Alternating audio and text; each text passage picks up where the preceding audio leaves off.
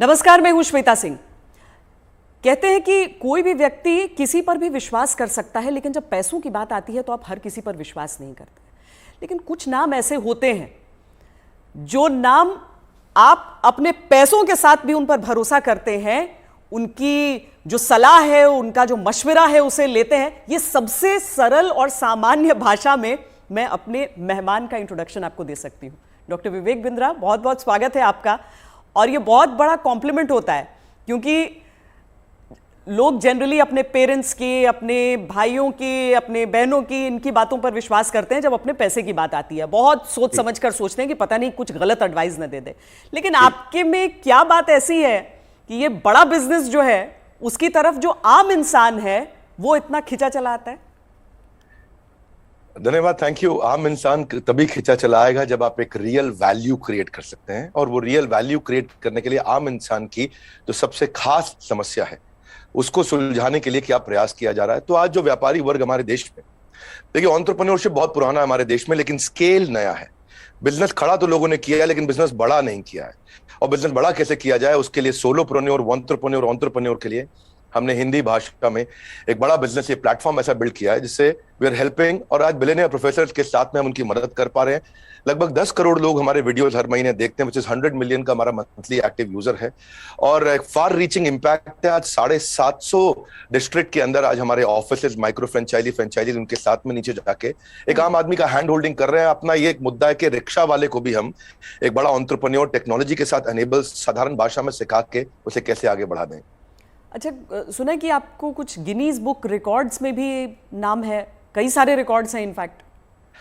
धन्यवाद, thank you. हाँ, ठीक बात है। हालांकि ये वर्ल्ड रिकॉर्ड बनाना हमारा गोल नहीं है, वो एक आउटकम है। गोल हमारा था कि क्या हुआ पेंडेमिक में। अब मुझे वो 2020 का वो समय याद आता है जिस समय अप्रैल का टाइम था, बहुत ज्यादा सब जगह इतना इतना ज्यादा उस समय माहौल पैनिक का था कि लोगों को समझ नहीं आ रहा था क्या किया जाए। तब हमने पहला एक वेबिनार किया। एक वेबिनार में अमूमन 100, 200, 500, 1000 लोग आते हैं। हमारे वेबिनार में 10 लाख, 15 लाख, 20 लाख लोग आए तो गिनीज वर्ल्ड रिकॉर्ड में आ गया। तो हमने स्ट्रैटेजी का, सेल्स का, ऑपरेशंस का, रिटेल का, स्टार्टअप का, हमने हर सब्जेक्ट पे, लीडरशिप पे, इन सब पे हमने वेबिनार्स किए, मार्केटिंग पे, और हर बार जो वेबिनार था वर्ल्ड रिकॉर्ड में आता चला गया। आज लगभग Guinness book of world record हमारे 9 हैं, और golden book of world record मिला के हमारे 10 वर्ल्ड रिकॉर्ड बन चुके हैं। ये जो शो आप कर रहे हैं, जो जीता वही Sikandar, horses table, good news today पर, इस शो का कॉन्सेप्ट क्या है, क्या है इस शो में? देखिए, वैसे तो होना चाहिए जो जीता वही चंद्रगुप्त मौर्य। हाँ। क्योंकि चंद्रगुप्त जीते थे, सिकंदर नहीं जीते, पर क्योंकि ये कहावत बहुत ज्यादा मशहूर है तो ये नाम भी रखा गया और बड़ा अच्छा चला। ये on the spot funding reality show है। इसमें 8 इन्वेस्टर आते हैं, हर एक इन्वेस्टर अपने साथ 5 करोड़ रुपए रेडी रखता है। 24 स्टार्टअप सामने आते हैं। स्टार्टअप आता है, रियलिटी शो है, पैसा इन्वॉल्व है। इसमें Sunil Shetty production, India TV, अपना इंडिया टुडे ग्रुप जो है हमारा, और सारे, मेरा जो रोल है इसमें मेंटर, कोच, एडवाइजर और स्टार्टअप गुरु का है। तो हम लोग मैक्रो इंडस्ट्री का एनालिसिस भी देते हैं और साथ में माइक्रो बिजनेस का एनालिसिस देते हैं। स्टार्टअप आता है, इधर सबके सब इन्वेस्टर बैठे रहते हैं, आमने सामने चर्चा होती है, वहीं सब ओके हो जाता है, वहीं पैसा और उनके बदले में उनकी इक्विटी ली जाती है। तो बड़ा अच्छा शो है। पैसा लेने के लिए देखिए कई तरीके हैं। सेल्फ फंड आदमी कर सकता है, दोस्त से ले सकता है, परिवार से ले सकता है, लेकिन जो एंजल इन्वेस्टमेंट है, वो एंजल इन्वेस्टमेंट वो आपसे छोटी सी एक ओनरशिप, हिस्सेदारी कंपनी में ले लेता है। जो एंजल आता है वो एंजल की तरह काम करता है। बहुत सारे एंजल इन्वेस्टमेंट के लिए बड़े अच्छे सारे प्लेटफॉर्म्स हैं, Startup Grind, Indian Angel Network, Venture Catalyst, Chennai Angel, Lead Angel, Sequoia, Nexus, Kalaari, Mumbai Angel, बहुत हैं। लेकिन तब भी बावजूद उसके केवल 2% लोगों को पैसा मिल पा रहा है, 98% लोग फेल हो जाते थे। तो उसी के लिए हम लोगों ने मिलकर ये शुरू किया हॉर्सेस टेबल, जहां पे हम और लोगों को पैसा दे सके, उनकी मदद कर सके। अगर उनके आइडिया में दम है तो उनकी ग्रोथ में हिस्सेदारी देने के लिए हमारे इन्वेस्टर साथ में आते हैं, और मैं उसको वहां पे आके मॉडरेट करता हूं, मैं अपनी एडवाइस देता हूं, जिसके बेसिस पे आगे हम लोग उसको आगे बढ़ा पाते हैं। मतलब इसमें कोई भी आ सकता है, कोई भी जो जिसके पास कोई आइडिया हो कि किस तरीके से आगे कोई बिजनेस हो सकता है। ज़रूरी नहीं है कि कोई बड़े बड़े ग्रुप्स हों, बिजनेस हाउसेज हों। ये मकसद क्या है इसका, आइडिया कहाँ से आया? श्वेता जी, यही तो मेन मुद्दा है कि अगर आज मैं गुवाहाटी के आगे वहां से 200 किलोमीटर दूर जाके, जहां असली भारत बसता है, जो केवल दिल्ली मुंबई में नहीं है, उन लोगों को हम ला सके, उनको बढ़ा सके। देखिए, आइडिया यहां से आया कि एक एडम स्मिथ नाम के जेंटलमैन रहे, उन्होंने मैक्रो इकोनॉमिक्स पे किताब लिखी है।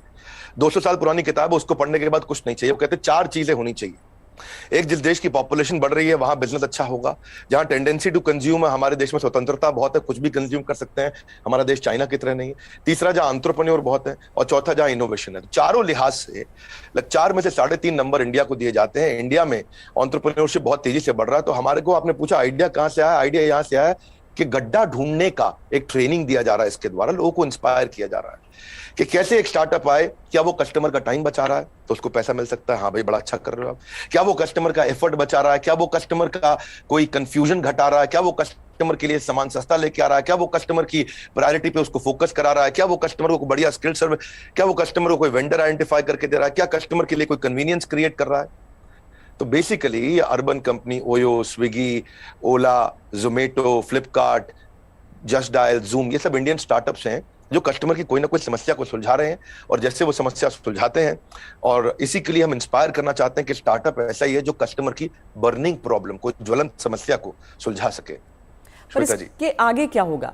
मतलब अगर कोई इंसान है, जैसे मान लीजिए मेरे पास ही कोई आइडिया है, तो मुझे तो बिजनेस चलाने के बारे में मालूम नहीं है, फंडिंग अगर मान लीजिए मुझे मिल भी जाती है यहाँ पर, तो आगे क्या बिजनेस चलाने में मदद भी मिलेगी? बहुत अच्छा प्रश्न है आपका। देखो, जब इन्वेस्टर आता है ना, तो वो स्मार्ट कैपिटल लेके आता है, केवल पैसा नहीं लाता है, वो एक हैंड होल्डिंग सपोर्ट लेके आता है। बड़ा बिजनेस साथ में हमारी कंपनी भी आ रही है, तो हम उनको लाइफ टाइम मेंबरशिप देते हैं, ट्रेनिंग देते हैं। देखिए, जब इन्वेस्टर आता है तो वो स्टार्टअप को मेंटरशिप देता है, एडवाइस देता है, रिसोर्सेज देता है। तो इसीलिए ये जो हॉर्सेस टेबल है, जो हमारे आज यूट्यूब चैनल पे आ रहा है, जीएनटी पे आ रहा है, गुड न्यूज टुडे, और अच्छा नेटवर्क आपने चालू किया है, तो ये हम यहाँ पे इन्वेस्टर एक स्टार्टअप को आगे जाके और फंड रेज करने में मदद करता है कि सीरीज ऑफ इन्वेस्टमेंट पिचेस डाल सके। हर स्टेज पे उसके साथ इन्वॉल्व होता है। एक आइडिया स्टेज से रेवेन्यू जनरेटिंग स्टेज तक इन्वेस्टर साथ में जुड़ता है। कई बार तो इन्वेस्टर अपना फ्री ऑफिस स्पेस भी देता है। अगर आपकी कंपनी छोटी है, आप हमारे ऑफिस जाकर शुरू कर सकते हो। उनको डिजिटल मार्केटिंग सपोर्ट देता है, टेक्नोलॉजी बनाने में, मैन पावर लाने में। तो ऐसा नहीं, इतना ही नहीं है, बल्कि मैं आपसे ये भी बताऊंगा कि फंड का इस्तेमाल कैसे हो रहा है, इस पर भी स्टार्टअप आकर के स्टार्टअप के ऊपर इन्वेस्टर नजर रखता है। इन्वेस्टर देखता है कि ड्यू डिलिजेंस करता है, उनको स्मार्ट कैपिटल देता है, उनके नेटवर्क को बढ़ाता है, उनको फ्यूचर इन्वेस्टर अट्रैक्ट करने में पूरी मदद करता है, उसको ब्रांड बिल्डिंग करता है, उसका माउथ पीस बन जाता है। वो केवल पैसा नहीं इन्वेस्ट करता है, वो उसको पूरी गाइडेंस देता है आगे, उसको बिल्कुल हॉक आई के साथ में जुड़ा रहता है, उनकी रिपोर्ट्स लेता है हर हफ्ते, हर महीने। ऐसा नहीं कि जैसे लिस्टेड कंपनी तो क्वार्टरली रिपोर्टिंग करते हैं, इनसे तो हर महीने रिपोर्ट किया। तो स्टार्टअप पे कड़ी नजर भी रहती है कि वो पैसा कैसे इस्तेमाल कर रहा है, और उसको हैंड होल्डिंग करके सपोर्ट करके ग्रोथ के लिए भी मदद की जाती है। इसीलिए इसी लिहाज से हॉर्सेस टेबल एक रेवोल्यूशनरी कॉन्सेप्ट है जो आज जीएनटी के साथ बड़ा बिजनेस मिलकर के लेके आया है। ये बड़ी अच्छी चीज़ है, क्योंकि थोड़ा तो मार्गदर्शन भी चाहिए सबको, लेकिन नज़र भी रखनी ज़रूरी है।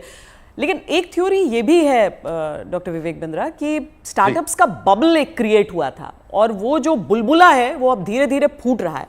आपकी क्या सोच है इस पर? नहीं, मैं ऐसा बिल्कुल नहीं मानता। ये कोई बुलबुला नहीं, ये रियल सब्सटेंस है। अगर ये बबल है तो हमें मानना होगा कि 700 मिलियन इंटरनेट यूजर भी इंडिया में बबल है। इंटरनेट यूज करना बंद कर देंगे क्या लोग? आज UPI card payments, net banking, transaction, ये सब बंद हो जाएगा। अक्टूबर में ही साल $100 बिलियन की ट्रांजैक्शन यूपीआई पे इंडिया में हुई है। ये स्टार्टअप का नतीजा है। रेवोल्यूशनाइज किया है डिजिटल ट्रांजैक्शंस को, ये स्टार्टअप का नतीजा है। बहुत सक्सेसफुल स्टार्टअप्स आ रहे हैं। 42 नए यूनिकॉर्न 1 साल में आए हैं। आप समझिए, जितने यूनिकॉर्न 10 साल में बने, यूनिकॉर्न का मतलब 7,500 करोड़ की कंपनी, जितने स्टार्टअप 10 साल में बने, उतने ही स्टार्टअप पिछले 1 साल में भी बन गए। तो ये बबल नहीं है। इंडिया इस समय टॉप 3 यूनिकॉर्न प्रोड्यूसर में जो स्टार्टअप के है उसका नाम आ चुका है। यानी कि हर 9 दिन के अंदर हमारे देश में एक नया $1 बिलियन स्टार्टअप पैदा हो रहा है। स्टार्टअप जो है ना, ये अब 2011 में 9.5 साल लगा करते थे, और उसके बाद ये समय कम होता चला गया। 2012 से जो स्टार्टअप आया वो 4.5 साल में $1 बिलियन हो गए। आप ये समझिए कि ट्रैवल एजेंसी जो होती थी वो Goibibo, Thomas Cook, MakeMyTrip में आ गई। सरकारी नौकरी घट रही है, स्टार्टअप बढ़ रहे हैं।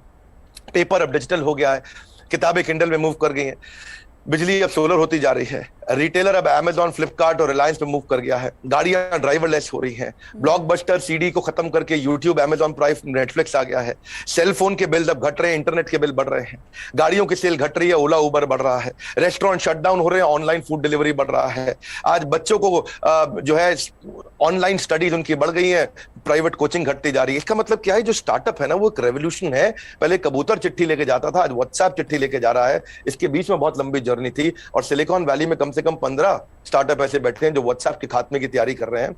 और नेक्स्ट जो रेवोल्यूशन आएगा, नेक्स्ट सिलिकॉन वैली आने वाले समय में बेंगलुरु से शुरू होकर के भारत से ही आगे निकलेगा। वाह, क्या बात। लेकिन कई स्टार्टअप्स फेल भी तो होते हैं, कई स्टार्टअप्स फेल हो जाते हैं, इसकी वजह क्या रहती है? श्वेता देवी, ऐसा स्टार्टअप फेल होने के मेन 8-10 बड़े कारण होते हैं। पहला तो कोई डिफरेंशिएशन ना हो, आप वही कर रहे हो जो बाजार में सब कर रहे हैं। दूसरा, फोकस की कमी हो, सारी चीजें करने में लगे हैं, फोकस नहीं है। तीसरा, उनकी एग्जीक्यूशन की स्पीड कमी है। चौथा, अगर बिजनेस अच्छा ले भी आए तो रेकरिंग रेवेन्यू नहीं है, वो कस्टमर के साथ माल दो पैसा लो रिश्ता खत्म। रेकरिंग रेवेन्यू यानी कि बार बार उसके साथ ट्रांजैक्शन होना चाहिए। पांचवा, कि वो अपनी टीम अच्छी नहीं बना पाते, दे हायर पुअरली, और एक कमजोर टीम लेके आते, एक कैटेगरी टीम नहीं बिल्ड करते। वो कुछ ऐसा बना बैठते हैं, गलती से एक और गलती एक करते हैं कि वो जो मेरे को अच्छा लग रहा पर कस्टमर को उसकी जरूरत नहीं, यानी कि कस्टमर अनफ्रेंडली प्रोडक्ट बना देते हैं, कस्टमर का फीडबैक नहीं लेके आ पाते हैं। पैशन नहीं होता है, प्रॉफिट के चक्कर में चले गए लेकिन पैशन नहीं है, ये बड़ा जरूरी है। आंसर बड़ा महत्वपूर्ण है। जो आज व्यूअर देख रहे हैं उनको ये समझना चाहिए कि अगर बिजनेस मॉडल और रेवेन्यू मॉडल कमजोर है, प्री मैच्योर स्केल किया, बिजनेस खड़ा हुआ नहीं, बड़ा करने पहले निकल गए, बिना टेक्नोलॉजी के स्केल किया और उसके चक्कर में फिर आपने कर्जा भी ले लिया, तो फिर जो है वो एग्जीक्यूशन और स्लो होगा, प्रॉफिट और कैश फ्लो खत्म होगा, और फिर कैश बर्नआउट के बाद आप फंड भी रेज नहीं करेंगे। यही मुख्य कारण होते हैं कि स्टार्टअप फेल होते हैं। तो पहले बिजनेस को खड़ा करना है, बाद में बिजनेस को बड़ा करना है। क्या हम समझे कि एक स्टार्टअप कल्चर है अब, और ये डेवलप हो रहा है, और ऐसे में भविष्य से आपकी क्या उम्मीदें हो जाती हैं? देखिए, स्टार्टअप का कल्चर अब डेवलप हो रहा है इंडिया में। पिछले काफी समय से हम ऑब्जर्व कर रहे थे, नंबर 1 पे सिलिकॉन वैली, न्यूयॉर्क सिटी, उसके बाद London, Chicago, Los Angeles, Seattle, Boston, Berlin, Tel Aviv Israel में जो है, और सिंगापुर। यही केवल 10 शहर थे दुनिया के अंदर जहां स्टार्टअप्स बिल्ड हुआ करते थे। अब अचानक बेंगलुरु बहुत तेज आगे आया। हम जो पीछे थे अब हम आगे बढ़ रहे हैं। परंतु क्यों हम पीछे रह गए थे और भविष्य में कैसे आगे बढ़ेंगे उसको समझते हैं। हम पीछे इसलिए रह गए क्योंकि हमारा इंडियन एजुकेशन सिस्टम बहुत कमजोर था। इंसान को रोटी कपड़ा मकान के अलावा सबसे ज्यादा जरूरी है शिक्षा, और यहाँ पे ग्रेजुएट इतने प्रोड्यूस हो रहे हैं जितने कंज्यूम नहीं हो रहे थे। Real time corporate campus experience नहीं है, पढ़ाई पुरानी है, स्टैग्नेंट सिलेबस है, कन्वेंशनल थियोरेटिकल क्लासरूम अप्रोच थी। इस चक्कर में अंडर एम्प्लॉयमेंट जो है वो अनएम्प्लॉयमेंट से ज्यादा बड़ी समस्या है। आज राजनेता लोग सबके सब हमारे यहाँ पॉलिटिक्स में अनएम्प्लॉयमेंट की बात करते हैं, लेकिन अंडर एम्प्लॉयमेंट कितनी बड़ी बात है कि अब ग्रेजुएट पोस्ट ग्रेजुएट को 14,000 रुपए की तनख्वाह मिलती है, पीएचडी होल्डर को आज अगर 20,000 की तनख्वाह मिल रही है तो कितना बुरा हाल है। लो इंडस्ट्री डिमांड है, इनकॉम्पिटेंट फैकल्टी है, जो कॉलेज में पढ़ा रहा है उसको पढ़ाना नहीं आ रहा, कॉलेज में प्रोफेसर वो बन रहा है जिसको कोई नौकरी नहीं मिल रही है।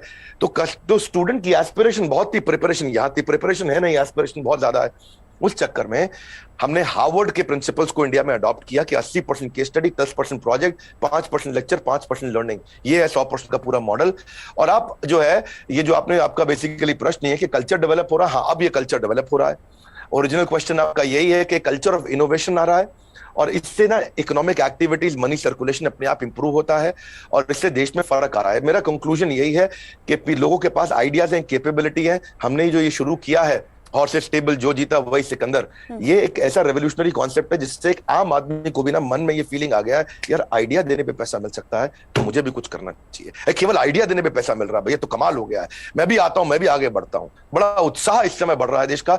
हमारे यूट्यूब चैनल पे हमको बहुत फीडबैक्स मिल रहे हैं, जीएनटी पे मैंने देखा बहुत से फीडबैक्स मिल रहे हैं, लोग बहुत पसंद कर रहे हैं, शेयर रेट बढ़ गया, वीडियो कंजम्पशन रेट बढ़ गया।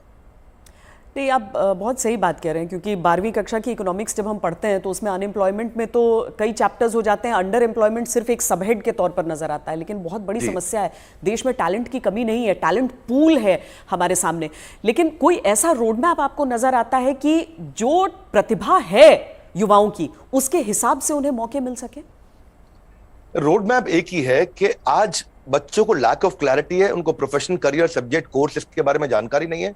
तो रोड मैप केवल एक ही है कि उसको कंटिन्यूअस लर्निंग का मतलब है कंटिन्यूअस अर्निंग। उसको अपने साथ एक डिसिप्लिन बिल्ड करके अपने साथ मूक यानी कि मैसिव ओपन ऑनलाइन कोर्सेज दुनिया भर में आ गए, लगातार सीखने से खाली दिमाग खुले दिमाग में परिवर्तित हो जाएगा। अब जो anyone who keeps on learning he will stay young forever, ये हेनरी फोर्ड ने बोला है। बड़ा बिजनेस भी इसीलिए आया, दुनिया भर में कॉर्पोरेट ट्रेनिंग हो रही थी, स्किल डेवलपमेंट हो रहा था, K-12 की बात हो रही थी, टेस्ट प्रिपरेशन हो रहे थे, बायजूस, वेदांतु सब आ गए, लेकिन एक आम आदमी के लिए, व्यापारियों के लिए सिखाने के लिए कुछ नहीं था।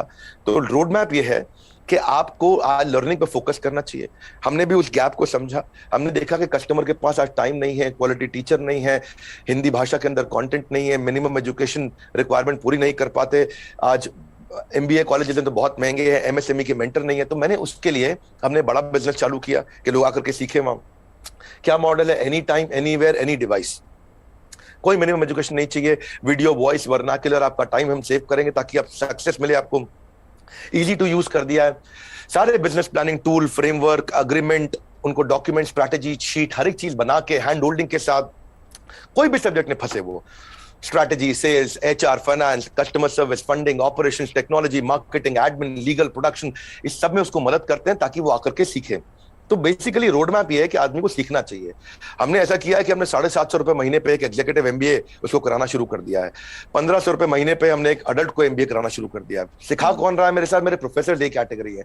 Kentaro, Patanjali, Amul, Morgan Stanley, Somani, Apollo, Ford Motors, इन सबके चेयरमैन हमारे साथ जुड़े हुए सिखा रहे हैं। Dainik Bhaskar, Lal Path Lab, Xiaomi, HDFC Limited, जब इनके चेयरमैन एक अच्छा बिलियनियर प्रोफेसर आके सिखाता है और वो लर्निंग देता है और इतनी अफोर्डेबल प्राइस पे देता है, तो उससे रेवोल्यूशन आ रहा है। यही कारण है कि आज देश में बहुत सारे लोग हमारे साथ जुड़े हैं, जिसके कारण हम वो सीख पा रहे हैं, आगे बढ़ रहे हैं। तो रोड मैप सब लोग को मेरा एक ही मैसेज है कि अगर आपको अर्निंग बढ़ानी है तो पहले लर्निंग बढ़ानी होगी।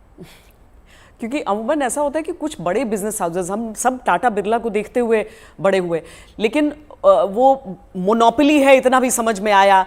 कुछ कठिन शब्द लोग सीखते गए, लेकिन इतना भी साथ में सीखा कि सारा कंट्रोल इन्हीं के हाथों में रहेगा। लेकिन क्या ये स्टार्टअप कल्चर जो है वो बिजनेस डाइवर्सिफिकेशन में मदद कर सकता है? श्वेता देवी, अब जमाना बदल गया है। पहले $1 बिलियन कंपनी बनाने में जो 50 साल लगते थे, 5 साल में बन जाती है। जो हमारे यहाँ टॉप रैंकर सबसे बड़े अरबपति 1950 में थे, उनमें से अब कोई दिखाई नहीं पड़ता है टॉप अरबपति की लिस्ट में हमारे देश में। अचानक जमाना बदल गया है। इनफैक्ट सन 2000 तक भी नौकरी.com, मेक माई ट्रिप, इनको 14 साल लगे $1 बिलियन कंपनी बनने में। पर आप उसके बाद देखिए, फ्लिपकार्ट, पॉलिसी बाजार, जोमेटो आया तो इनको 14 साल नहीं लगे, ये 8.5 साल में $1 बिलियन हो गए। पर उसके बाद में देखिए, नाइका, ओयो, उड़ान और ओला इलेक्ट्रिक आया, ये 2 साल 3 साल में $1 बिलियन कंपनीज हो गए।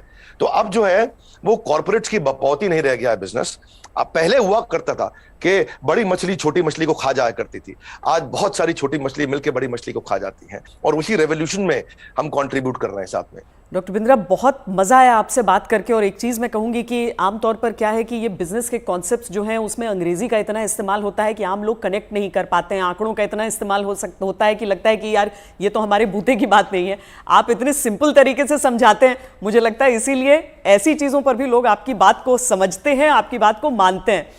और ये जो जी, हर एंकर के साथ भी उतना अच्छा नहीं लगता जितना श्वेता देवी आपका इम्पैक्ट है और आज तक का इम्पैक्ट है। मैं तो मतलब मानता हूं उस बात को कि आज तक जितना न्यूट्रल और जितना अच्छा चैनल रहा है, और खास तौर से जो आपने इन्फ्लुएंस क्रिएट किया, तो आपको बहुत बहुत बधाई। धन्यवाद, आपने इतना समय लगाया आज लोगों को इन महत्वपूर्ण पहलुओं पर हम चर्चा कर सके। Thank you so much. Thank you so much. धन्यवाद श्वेता जी, थैंक यू।